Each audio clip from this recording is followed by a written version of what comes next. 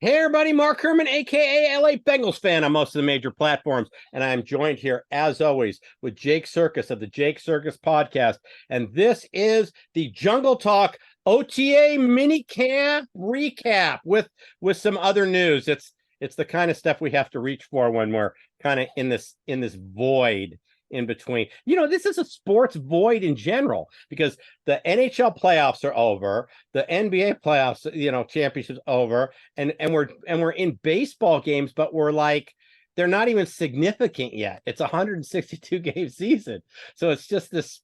Thank God we have the Olympics coming up next month. That's all I have to say. You know what? I actually did not even know that. I had Oh, the men's summer Olympics 2020. yeah, I guess it is 2024. yes, the Olympics Look at are like that. the end of July. Wow. We got 2 Yeah, weeks. I had no idea. Yeah, so No, you're right.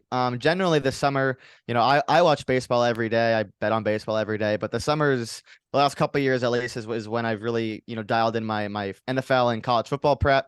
So, what I normally like to do is for the NFL, I'll go through every team and look at last year and kind of reset, take a couple of months off. And this year it was weird, Mark. I didn't really pay attention to the draft that much, which was a little weird for me. So now as I'm going through these teams and seeing some position battles and some players I might surprise, I see like, oh, I watched that guy in college. I had no idea he was on that team. So it's kind of refreshing this time of year to, get a full glance at these teams' rosters and who I think could surprise and stuff like that. Especially for NFL, I do the same thing for college football, but not as much in depth because right. college football is more random. But yeah, the NFL, this is kind of the time I use to deep dive into each team.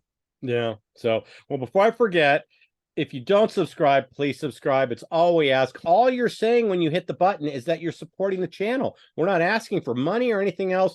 Hit the bell, get the alerts so you know when we put up the games or the shows. So please just subscribe. It's all we ask. And hit the thumbs up. It helps us out with the analytics at YouTube's. And Jake, tell them where they can find all your podcasts because you do some great podcasts. Yeah, well, we're in the dog days of summer, so no Right. Jake Circus podcasts right now. But that season, it'll be season 3, starting end of July, beginning of August. We'll be previewing college football, NFL, talking all that fun stuff. That's on Spotify, and then I'm going to be posting every episode now on YouTube this upcoming fall. So that'll be good if you like to see my beautiful face more often. So that'll be on YouTube, Jake Circus Podcasts, all that stuff. And yeah, looking forward to I've missed it, man. Just even getting ready for this podcast, plugging in the microphone and talking some Bengals. I'm like, I'm ready for it. Yeah. I like the nice weather and stuff, but I'm ready to get back into the 20-hour weekends of watching on the couch and yelling at my bets losing. Well, Yeah. actually, Well, I had a good year, but yeah. you want to hear something funny? So baseball, especially this time of year, it's so iffy. So I bet a couple props and lost, and I bet some overs and some teams and lost. And so I'm down last week. And how do you think I came back on the week? NBA draft, Jordan Hawkins under 16.5. I looked, all the mocks I saw had him going at 12, 13, 14. And I said, you know what? I kind of like this bet. And I got whole just on that. So the only winning bet I had last week was Jordan Hawkins under 16.5. He went in round 14. So, but that's when, like as gamblers, where we're reaching for stuff, when we're losing our baseball picks, but we're getting whole on the NBA draft. One of my golf buddies gave me shit on Friday for said, so the only winning bet was a draft pick on the NBA draft. I said, yeah, pretty much. So kind of, I like to bet on golf too. That's fun. Golf, yeah, I it's didn't kind win of my golf bets, but I've got some more place. I've got some place on the Open coming up in July. So we do have the yeah. British Open coming up. So The golf season's kind of not winding down. There's a couple WGCs left, and then the playoffs, and obviously the Open's always fun, even though it happens at 3 o'clock in the morning, which is really annoying. right. But yeah, why can't all 4 majors be in the US? Like, come on. No, I'm just kidding. Well, But you know yeah. what? The game was actually invented in Scotland, so it kind of that's why all the other ones have a specific name, US Open, all that, but the British Open is just called the Open. So, because the game was invented there. So, before we jump in, we would be remiss in not mentioning the Reds. Unbelievable run they're on right now. So, I'm not Yeah. a Reds fan. I'm a Phillies fan, but obviously, I see a lot of the Reds chatter on Twitter because we've got a lot of Bengals fans or Reds fans and Ohio. So, but yeah, an incredible run. I wish I had started betting them. I did the Dodgers last year when they had that 13-game win streak. I jumped in like game 4. I did not do that with the Reds this year. So, I didn't get to So enjoy it, but hopefully some fans did. I didn't, bet them daily. Well, I pretty much bet them every day at this point. But I did have, I think it was a couple days before Ellie got called up, so that they were playing okay, but they were like 2 or 3 games back. Maybe it was like 3.5 games back, and I saw their division number at 19-1, and I hit it. So I have them at 19-1 right now to win the division. Nice. They're like a game up, and I think they're like 3-1 to win the division right now. And that was Yeah, like no, 3 that's weeks a ago. great So bet. it's come way down. So that'll be a fun sweat the rest of the year. And yeah, like you said, we see all the stuff there. Basically, at this point, my de facto second team because of all the Bengals fans I know that root for them. And my Yankees are really ugly to watch right now without Yeah. Aaron Judge. So I've had a great time watching the young guns. I just would wish that they would trade for a pitcher. I don't think they're going to. We'll see. Reliever or starter, but we'll see. Yeah, we'll see. So, all right, well, let's jump in. We had OTAs, and then we had the mini camps. We'll jump into some other news as well. Collins, we just, we read was going to start on the PUP list. That's not a big surprise.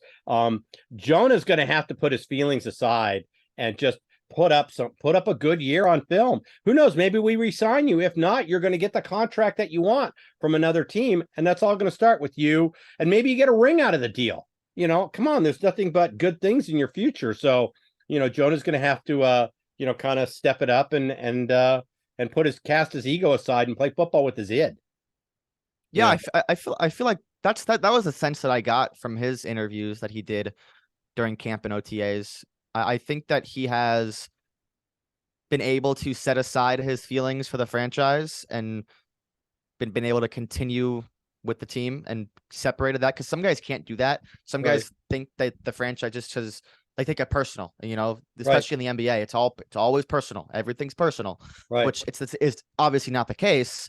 But when some guys do that, they're unable to really see the bigger picture and think it's all, look, it is about the business. But when you take what the ownership thinks of you and use that to the way you're playing, that's when you get in trouble.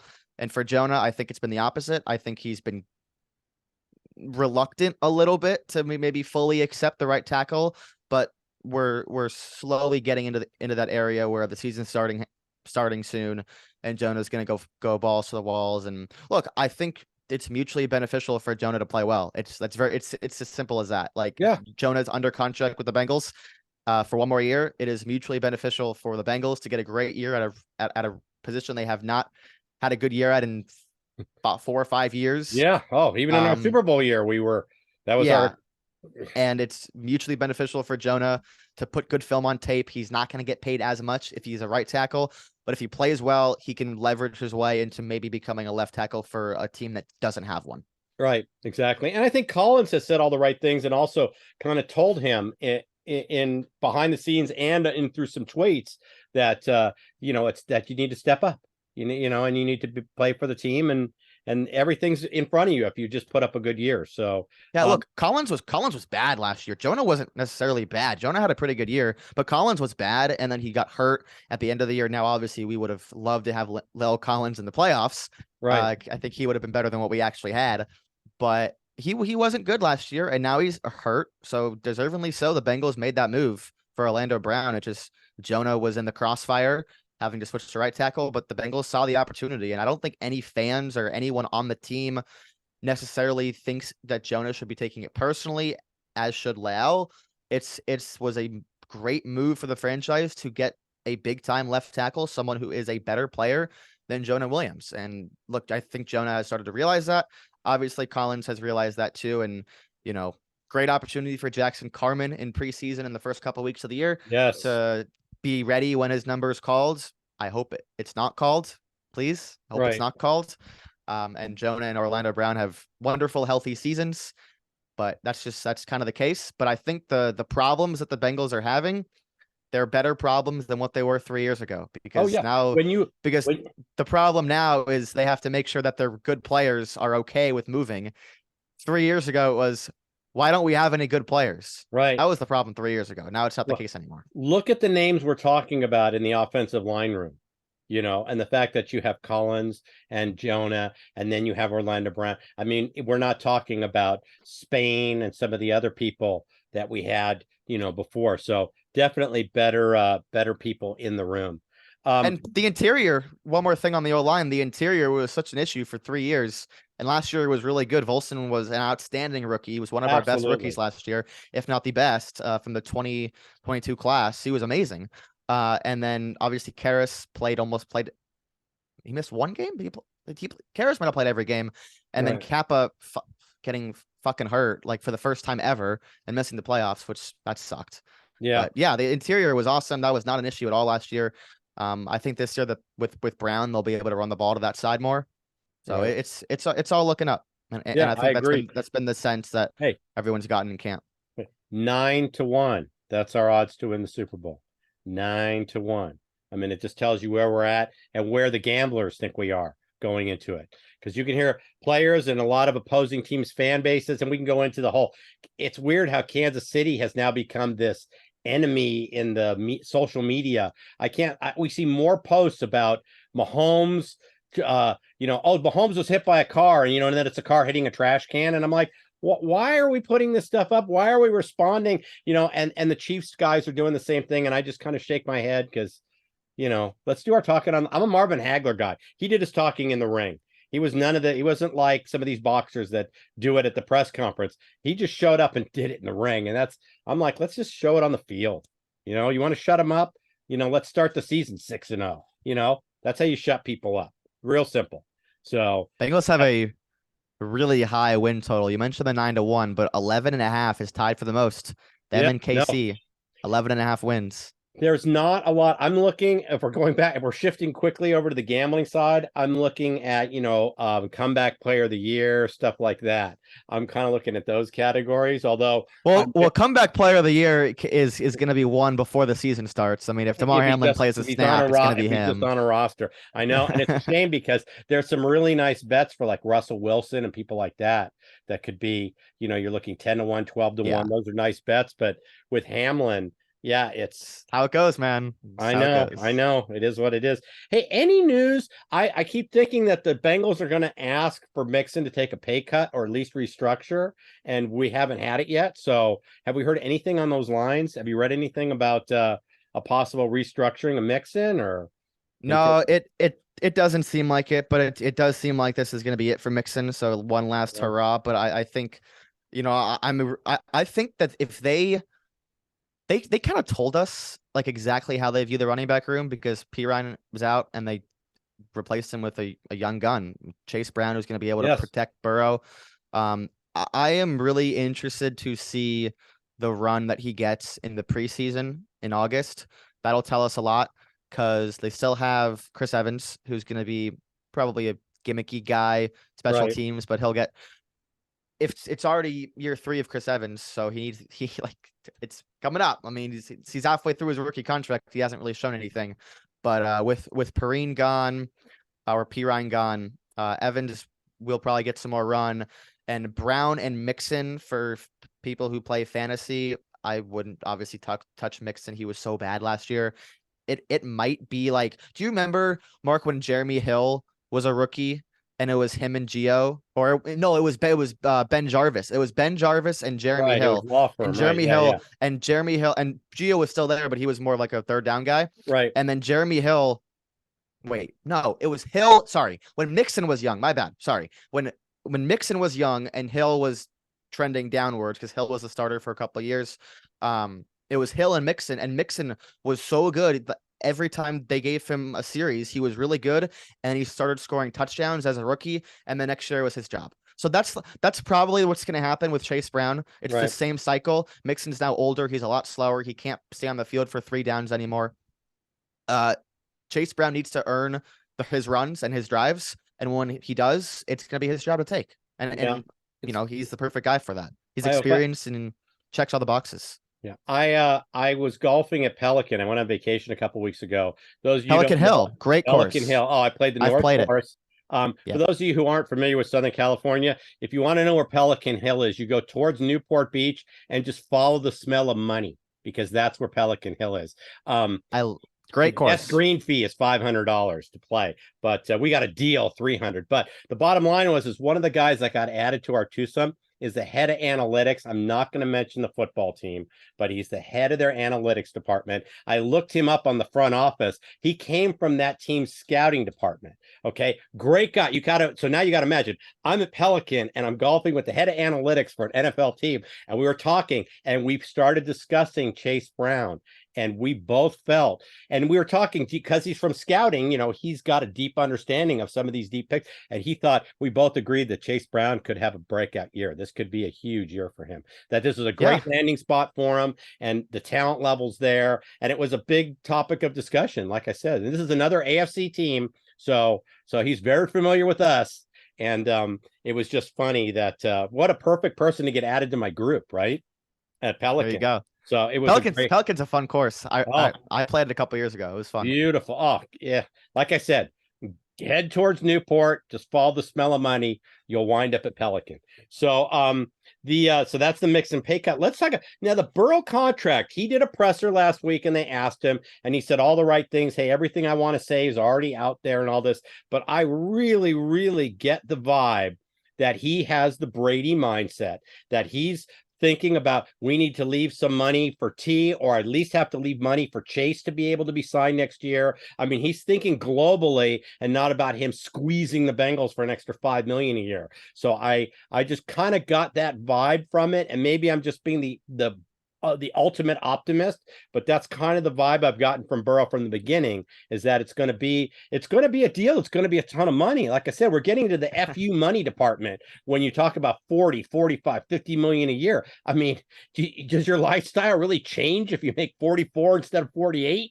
I mean, it's just, and I think he's more the Brady mindset. Brady was never one of the highest paid quarterbacks. He was always in the top 10, but I don't even think he was ever in the top 5, but he always had Gronk. He always had Edelman. He made sure the people around him got paid, so they were there. And I think Burrow's in that mindset. So this whole process, I've been trying really hard to keep a glass half empty perspective, because I will refuse to believe that. And I'll believe it when I see it. But it's just really hard for me to not believe that he's going to get 50 million a year, because that's what Herbert's going to get. And that's what Hurts pretty much got. So the market is just ridiculous with quarterbacks right now. Now, if you're worried about nothing happening yet, please don't be. Here are some dates that I wrote down of quarterback, or not just quarterback. Mahomes was July 2020. Josh Allen was August 2021. Okay. Now, if we're talking Bengals, Andy Dalton's first contract extension was August 2014.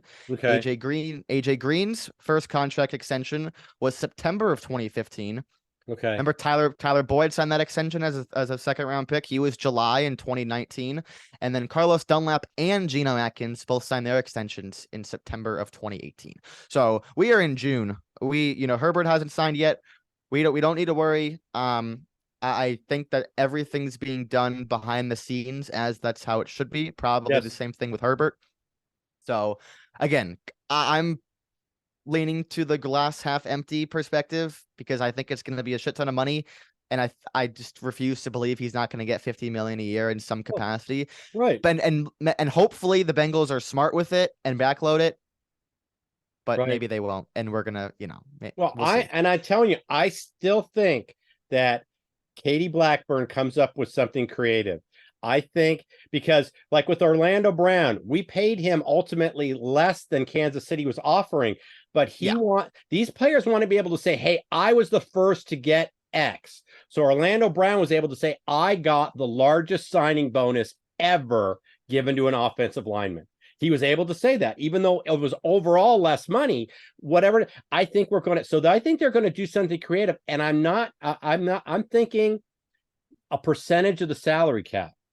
Burrow's increases will be tied to where he's always a percentage of the salary cap. And I think that will be kind of a revolutionary contract. And he can say, hey, I'm the first person who got that. Anybody down the road who has this provision also, you can thank me because I'm the one who got that.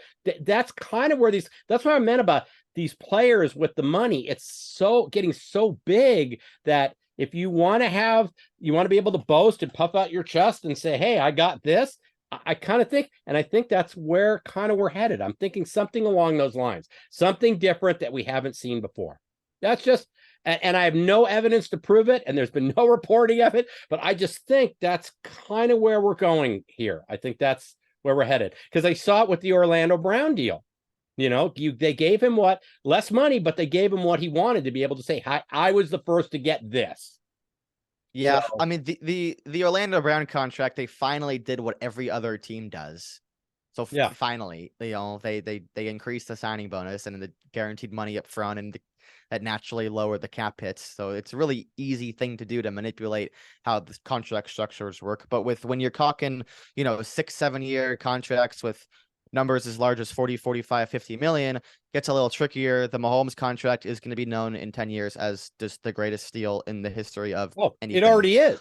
He's already a bargain. They're already talking about how are they going to have to restructure this to keep him happy because that deal is already under market. Yeah. And we're only a few years into it. It was perfect for him initially because he got a shit ton of money up front. Right. And it led him to buying stock in the Royals and the whatever their soccer team is, and it keeps his wife happy, and they've had like 1 million kids since, I feel like.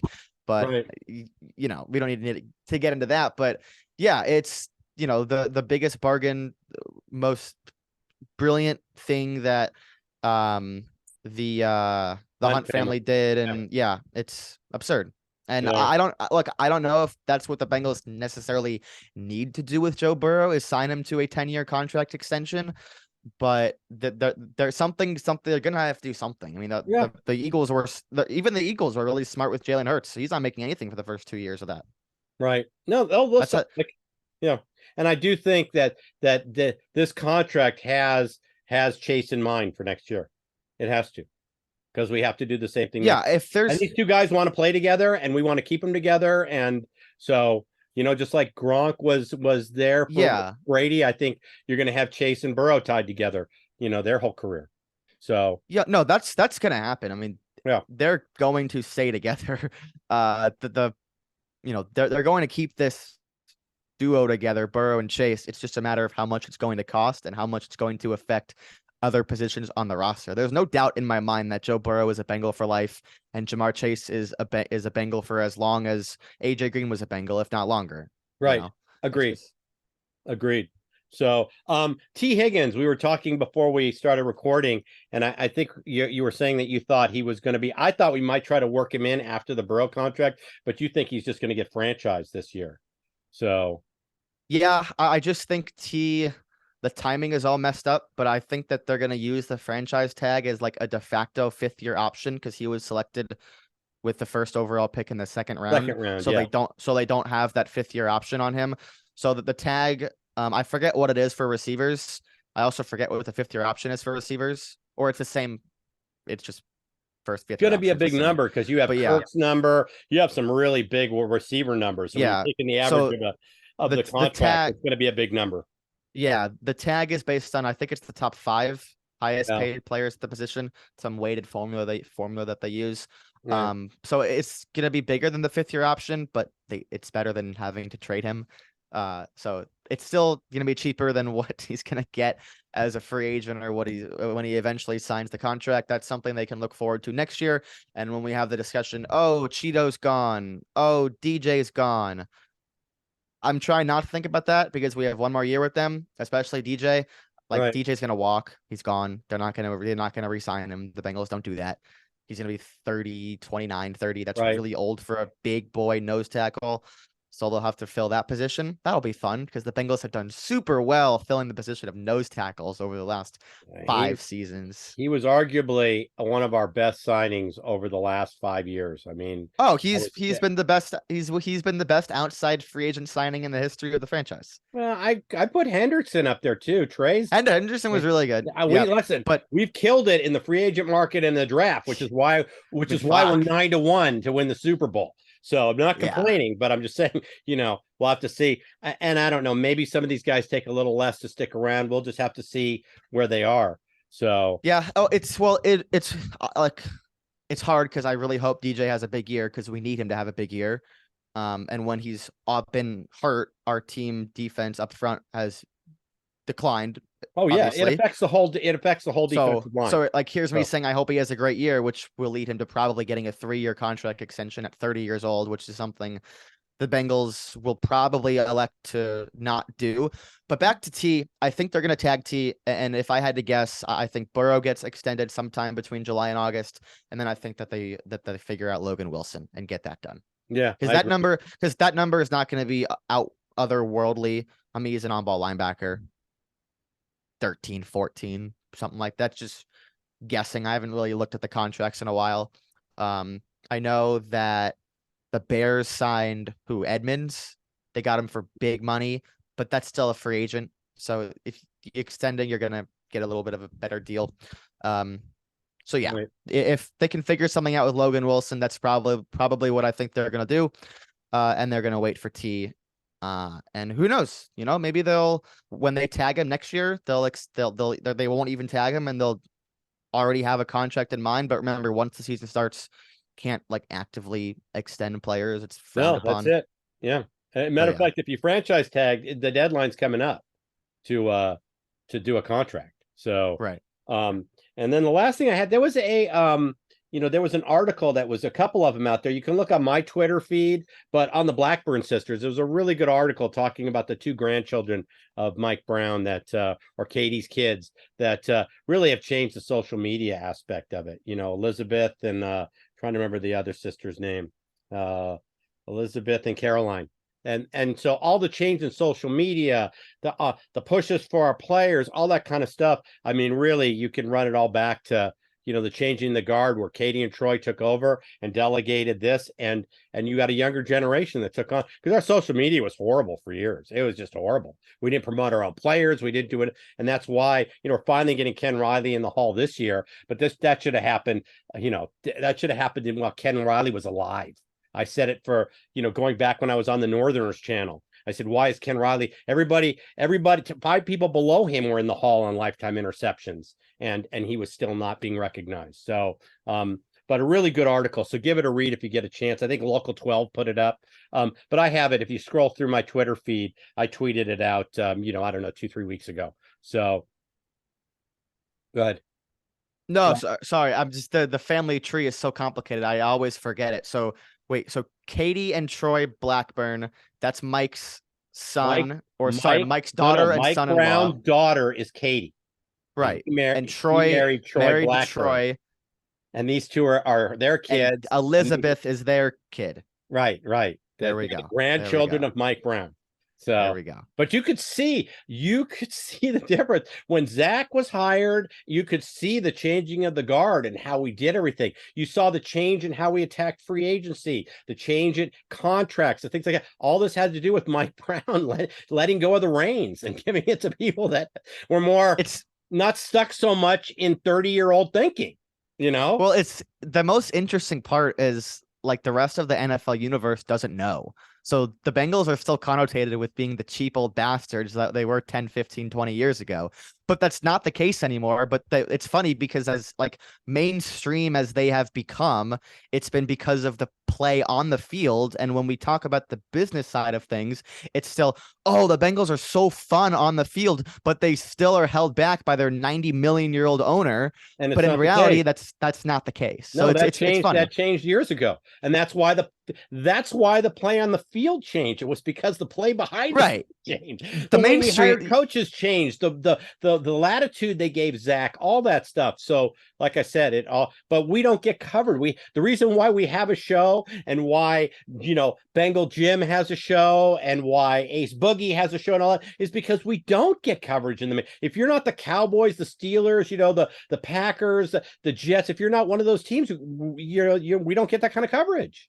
Well, look, you know me. I don't watch any national media. I cut all that out. I don't watch anything. I don't even watch NFL Network, to be honest. There's a couple of podcasts I listen to, and the rest is just me doing my stuff. But it's so funny because look, the mainstream media will talk about all these free agent moves, and they're like, well, where did this come from? The Bengals haven't done this ever. Did their 90-year-old owner suddenly change his way of thinking? How did this happen? No, that's not. No, like Mike Brown did not just suddenly.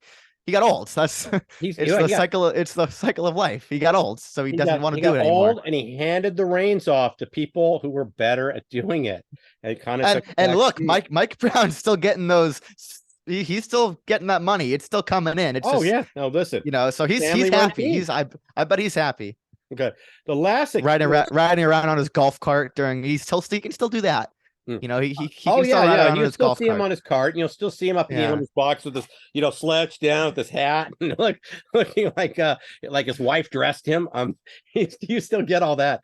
Was there any we could save position battles and stuff for our next show when we actually open camp and all that? I just wanted to get the Chase Brown out there. I mean, we have the Michigan punter. I hear good things about. The Bengals were asking for a nickname for the guy who was kicking him so far, but we'll save that for our next show. The last two things I wanted to talk about was, number one, I wanted to talk about the USFL playoff game with the Sky Judge. And I wish the NFL would consider embracing something like this. So we had a USFL playoff game where a go-ahead touchdown was scored late in the game, and there was a face mask penalty. And the USFL has a Sky Judge that can negate a penalty. It's open for review. And Mike Pereira is the Sky Judge of this game. And he looked, and there was no touching of the face mask, and he negated it. And the reason why I'm bringing this up is this go-ahead touchdown would have altered the outcome of a playoff game. Now, I know it's just the USFL, but look at this. It's like actually putting this stuff into application. We can see how it's being done. Let's call them the minor leagues. Let's look at the USFL and the XFL as the minor leagues of the NFL. I just wish the NFL would embrace something like this where some of these critically blown calls. I mean, we were all forced as fans to sit and watch a New England Rams Super Bowl that should have been a Breeze Brady Super Bowl. That would have been epic. It would have Breeze would have gotten to another Super Bowl, would have changed his career, would have changed Sean Payton's legacy. And instead we had this unwatchable Super Bowl of a team that didn't belong there. That it just didn't belong there. We need to figure out a way to correct things like this, because they immediately negated the penalty, counted the touchdown, and the right team won the game. So I just wanted to throw that out there. Food for thought. Throw down your comments. Say, Mark, you're crazy. Mark, I disagree. Whatever. But that was my take from that, was like, NFL, why can't we do something like this? That's all. I hate how every time we talk about like changing rules, we go to the PI call in the 2018 and because that was if we all sat and watched the game, we shouldn't have had to watch. I know. And I don't want to get into this, but there are a million ways the Saints could have won that game, and started with Drew Brees, one, not throwing an interception in overtime, two, the Saints leading the entire game up until the final moment when they lost and they didn't win, up until the Rams, needing to travel 2,000 miles to go to the Rams headsets weren't even working for half the game. And that, the Saints choked in that game, but yes, that was a very bad call. We don't need to get into that, but yes, you are right. Every time we talk about rules, it's well, that's never going to happen. But now in baseball, we have pitch clocks, and it's like robot umps are on their way, I guess. Great. We have the pitch clock because the games took too long, and Major League Baseball was losing viewership. Their fan base was shrinking, and that's what the owners listened to, is this. So as soon as we have one of these blown calls that literally, and you piss off fans, I mean, like I said, we all have to sit and watch a matchup in a Super Bowl that we shouldn't be watching. That's the Yeah. whole Like, time. it just I still bet the game. I still won money on the game, except I didn't win the over because it was such a snoozer game. But I still watched it. But the whole time I was thinking, why aren't we seeing Breeze Brady? Why am I seeing Goff and the Rams playing this I just game told I that just nobody told you wanted them why in? we didn't see I just told you why we didn't see Breeze Brady, I because Drew know. Brees threw a pick in overtime. I know. I got you. So the and then I have one Also, more. also, by the way, in that game in the fourth quarter, the refs missed a completely blatant face mask on New Orleans that ended the Rams drive, and they should have gotten a first down. So it was Okay. balanced out. All right. All right.